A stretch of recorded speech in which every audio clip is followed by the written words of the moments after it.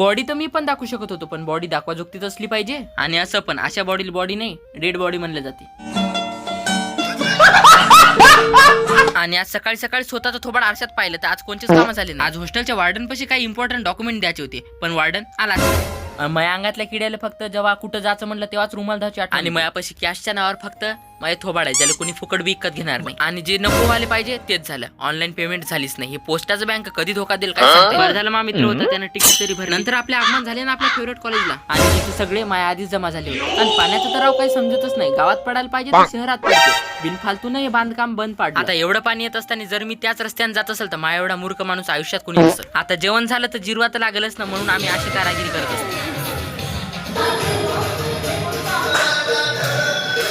आता नाचून नाचून एवढं दमलो होतो, आता फक्त गरज होती एनर्जीची. माझ्या खाल्लेला डब्बा आणि कोणाचं तरी जॉकेट घेऊन मी निघलो होतो त्रिमूर्ती हॉल. आणि इथे सगळेजण जमल्याच्या नंतर मी त्यांना एक प्रश्न विचारला की भिगी भिगी सडको पे मैं किसका इंतजार करू.